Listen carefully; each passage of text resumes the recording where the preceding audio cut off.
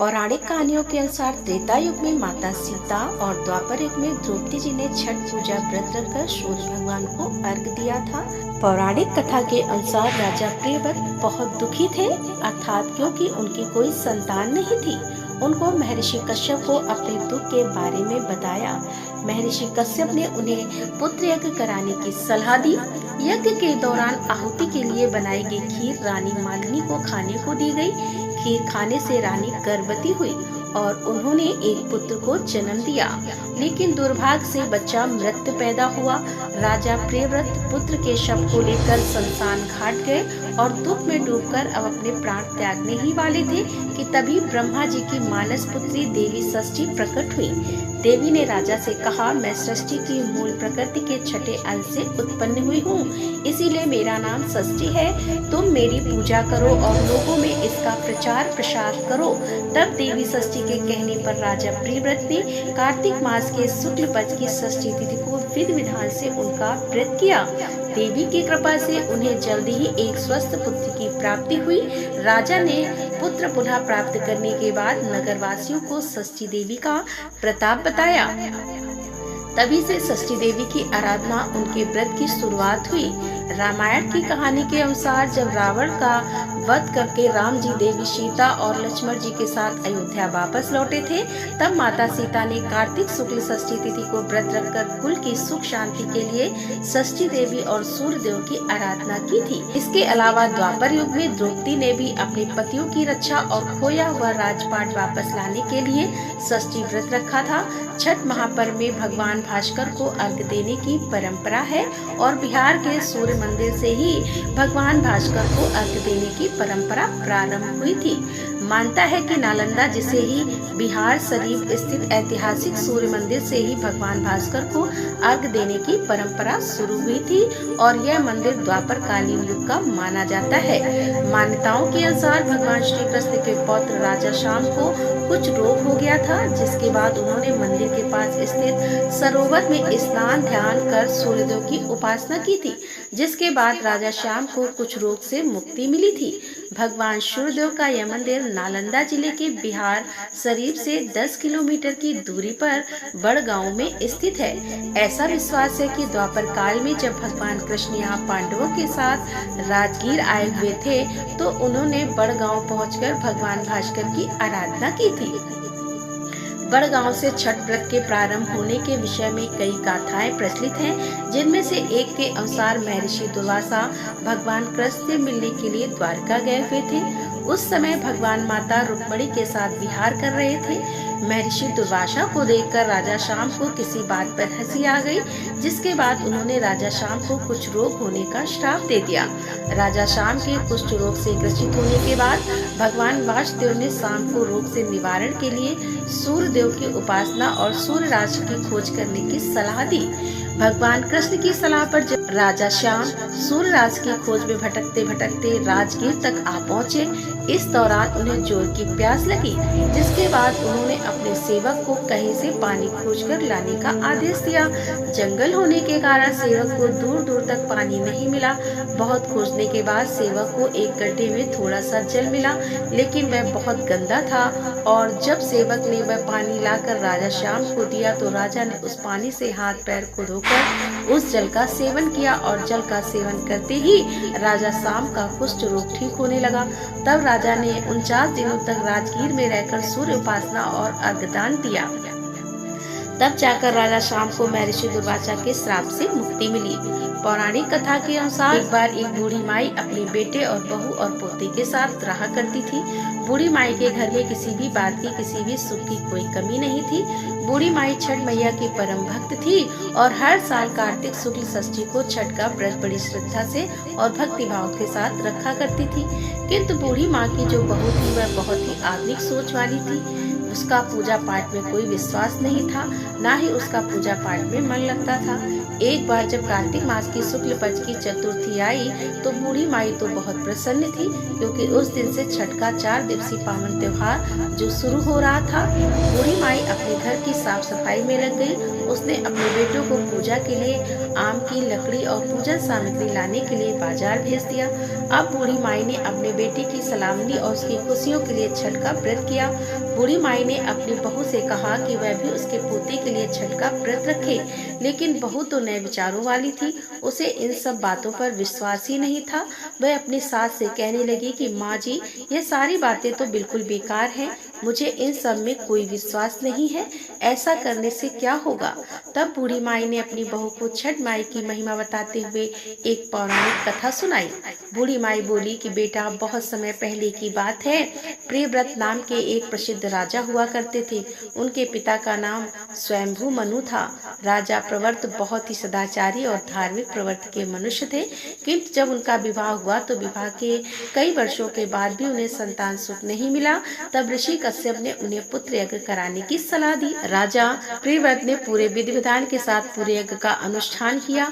उस यज्ञ में प्रसाद रूप में मिली हुई खीर को राजा प्रवर्त ने अपनी रानी को खिलाया और इस यज्ञ के पुण्य प्रभाव से जल्दी ही राजा पत्नी गर्भवती हुई। समय आने पर 9 महीने बीतने के बाद रानी ने एक बहुत ही सुंदर पुत्र को जन्म दिया, परंतु वह पुत्र मरा हुआ पैदा हुआ। राजा प्रियव्रत उस मृत बालक के शव को लेकर शमशान में गए और एकांत में शमशान की भूमि पर बैठकर अपने मृत पुत्र को अपने सीने से लगाकर राजा बिलक बिलक कर रोने लगे। इतने में ही वहाँ पर एक दिव्य प्रकाश प्रकट हुआ। वह दिव्य प्रकाश एक दिव्य नारी में बदल गया। राजा ने उस दिव्य नारी को देखा तो हाथ जोड़कर उन्हें प्रणाम किया और पूछा कि हे देवी, आप कौन हैं? राजा प्रवर्त की बात सुनकर देवी ने उनसे कहा, राजन, भगवती मूल प्रकृति के अंश से प्रकट हुई मैं देवी षष्ठी हूँ और इस प्रकार मैं छठी माई के नाम से जानी जाती हूँ। ऐसा कहकर छठ माता ने उस मृत बालक को उठा लिया और अपने प्रभाव से उसे पुनः जीवित कर दिया। जब राजा ने देखा तो वह स्वर्ण के समान सुंदर और स्वस्थ पुत्र छठी माता की गोद में खिलखिला रहा था। तभी राजा प्रियव्रत उस बालक की ओर देख ही रहे थे कि छठ माता उस बालक को अपने साथ लेकर आकाश में जाने लगी। यह देखकर राजा दुख से विफल हो उठा। उसके ओंठ कंठ तालु सूख गए और उसने माता की स्तुति की, जिससे छठ माता प्रसन्न हुई और कहा कि हे राजन, तुम सर्वस्त्र प्रकृति यानी सूर्य, उषा, जल और वायु की पूजा करवाओ और खुद भी करो।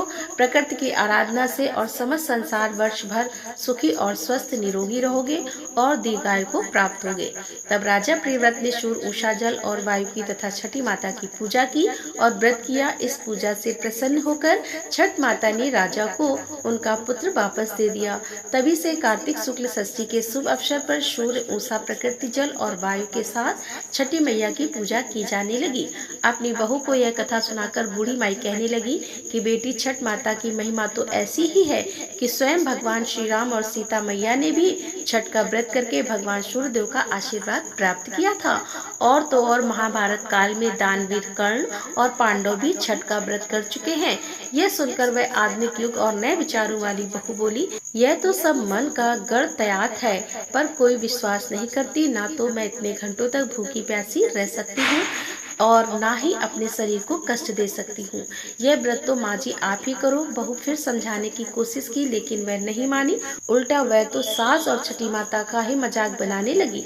तब बूढ़ी माई ने अपनी बहू को फिर से समझाने का प्रयास किया और कहा कि बेटी, हजारों सालों से चली आ रही इस परंपरा का मजाक तो मत उड़ाओ और तुम भी मेरे पोते की दीर्घायु के लिए छठी माता का व्रत और पूजन करो। बूढ़ी माई की बातों को सुना अनसुना करके बहू वहां से चली गई, लेकिन बूढ़ी माई ने बड़ी श्रद्धा और विश्वास के साथ नहाय खाई का दिन किया और उधर बहू ने सारा दिन मौज मस्ती में बिता दिया। अगले दिन छठ के पर्व का दूसरा दिन यानी कार्तिक मास के शुक्ल पक्ष की पंचमी का दिन आया, जिसे खरना के नाम से जाना जाता है। शाम को जब बूढ़ी माई ने अपनी बहू को खीर और पूड़ी का प्रसाद दिया, तब बहू ने फिर से कहा कि माँ, इतना कठिन निर्जला व्रत क्यों कर रही हो और इस बुढ़ापे में अपने शरीर को कष्ट क्यों दे रही हो? इससे तुम्हें क्या फायदा होगा? तब यह सुनकर बूढ़ी माई ने बहू को फिर से छठ माता की महिमा समझाने की कोशिश की, परंतु बहू ने एक बार फिर से अपनी सासू माँ की उन सभी बातों को अनसुना कर दिया और अपने कमरे में जाकर खा पी कर सो गई। वैसे तो सासू माँ कई सालों में अपनी बहू को छठ माता की महिमा बताती, इस व्रत को रखने की कोशिश करवाती रही और उनकी बहू हर साल ही इसी प्रकार उन्हें टाल दिया करती थी। किंतु ना जाने क्यों इस बार बूढ़ी माई का मन बहुत घबरा रहा था और वह मन ही मन बार बार छठी मैया से प्रार्थना कर रही थी कि माँ, यह बच्ची तो नासमझ है, इसे क्षमा कीजिएगा।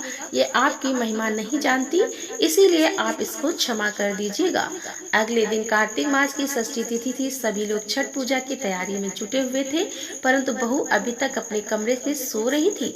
उस दिन वह बहुत देर से उठी और उठकर बहू ने जब अपने पास सो रहे अपने बेटे को उठाना चाहा, तब बेटे ने कोई जवाब ही नहीं दिया। बेटा हिला डुला तक नहीं। यह देखकर बहू घबरा गई और वह भागी भागी अपने पति और सास को बताने के लिए गई। जब उन्हें यह बात पता चली तो सास और पति दौड़े दौड़े कमरे में आए।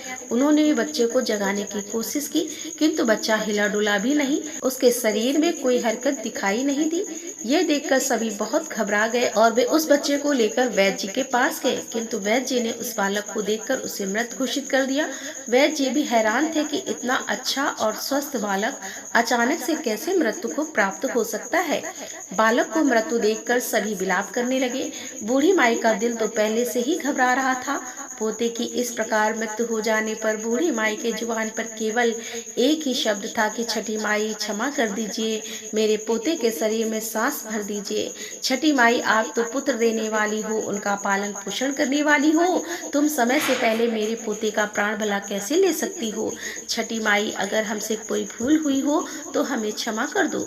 बूढ़ी माई लगातार छठी माता से इसी प्रकार क्षमा मांगती हुई प्रार्थना कर रही थी कि वह उसके पोते को वापस लौटा दे। तभी वहां पर एक औरत आई और कहने लगी कि छठी माई का तो आज व्रत है और छठी मैया तो कभी भी किसी भी बात पर अपने बच्चों पर, अपनी संतानों पर नाराज नहीं होती। जरूर आपसे कोई ऐसी गलती हुई होगी जिससे छठी माता बहुत नाराज हो गई हैं। आज तो छठ का पावन पर्व है, पूरी श्रद्धा से छठी माई को याद करो और विधि विधान से माता का व्रत रखने का संकल्प करो। तब उस औरत ने सासू माँ की बहू से कहा कि बहू, तुम्हारा पुत्र अवश्य ही उठेगा। शोक में डूबी हुई माँ के लिए यह शब्द उम्मीद की किरण लेकर आए। उस औरत ने बहू से कहा कि बहू, तुम भी संकल्प लेकर इस व्रत को अवश्य रखना। उस अनजान औरत की बातों में कुछ तो ऐसा जादू था कि इतने सालों से समझा रही उसकी सासू माँ की बातों का भी बहू पर असर नहीं हुआ, किंतु कुछ ही क्षणों में उस अनजान औरत ने बहू के मन को एकदम बदल दिया। बहू के मन में छठी माता के प्रति श्रद्धा और विश्वास भर गया और वह आंखें बंद करके छठी माता को याद करने लगी और छठी माता से प्रार्थना करके कहने लगी कि हे छठी माई, मेरे बच्चे को पुनः जीवित कर दो। मैं अब से हर साल छठ का व्रत अवश्य रखूंगी। इस प्रकार आंखें बंद कर जब बहू छठ माता का व्रत रखने का संकल्प ले रही थी कि तभी उसने देखा कि उसकी गोद में बच्चा आंखें खोलकर मुस्कुरा रहा है। इतना बड़ा चमत्कार देखकर सभी परिवार वाले और वैद्य जी भी हैरान हो गए। बालक के जीवित देखकर जैसे ही बहू ने आंखें खोलकर उस अनजान औरत को धन्यवाद करने के लिए अपना सिर घुमाया तो देखा कि वह औरत तो वहां पर थी ही नहीं। सभी समझ गए कि वे कोई न हो, वह अनजान औरत अवश्य छठी माता थी, जो स्वयं इस व्रत की महिमा समझाने और उसे ज्ञान देने के लिए आई थी। इसके बाद तो बहू ने बूढ़ी माई के साथ मिलकर पूरी श्रद्धा से छठ पूजा की तैयारी की। शाम को घाट पर जाकर सूर्यदेव को संध्या अर्घ और अगले दिन उषा अर्घ देकर व्रत का पारण किया। तो हे छठी माता, जैसे आपने बूढ़ी माई के विश्वास की लाज रखी और उनकी बहू को सद्बुद्धि दी और उनके बच्चे की रक्षा की, ऐसे ही इस कथा को कहने, सुनने और हुकारा भरने वाले सभी परिवारजनों की रक्षा करना, सभी को सद्बुद्धि देना और सभी की संतानों की रक्षा करना। बोलिए छठी मैया की जय।